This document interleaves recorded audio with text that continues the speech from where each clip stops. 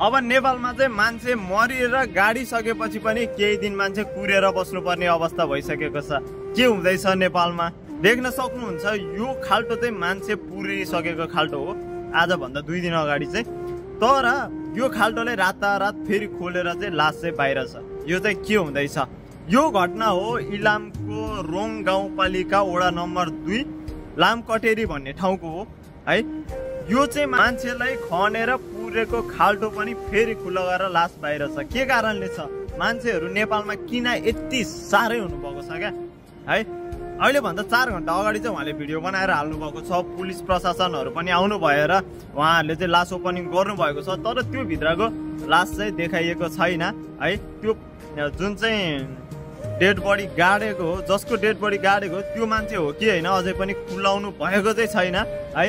के कारणले भएको छ तपाईहरू पनि गएर सर्च गर्न सक्नुहुन्छ है। इलाम रोङ गाउँपालिका वडा नम्बर 2 कटेरी भन्ने ठाउँको हो है।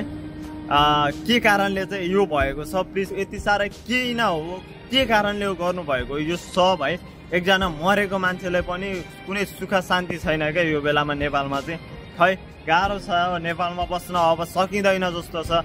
जे जस्तो हुन्छ अर्काकै देशमा गुलामी गरेर खाइरहेको छ अहिले पनि है। अब पछिको दिनमा आफ्नै देशमा पनि गुलामी गरेर बस्नुपर्ने अवस्था आइसकेको छ। प्लिज तपाईहरू एकदमै धेरै सचेत हुनु होला र तपाईहरू पनि गएर सर्च गरेर हेर्नु होला र के कारणले हो यो। यदि मैले कुनै कुराहरू थाहा पाएमा म अपडेट दिने नै छु। कुनै कुराहरू मैले बोल्दै गर्दा नराम्रो लागेमा चाहिँ त्यसको लागि चाहिँ माफ गरिदिनु होला है त। Thank you.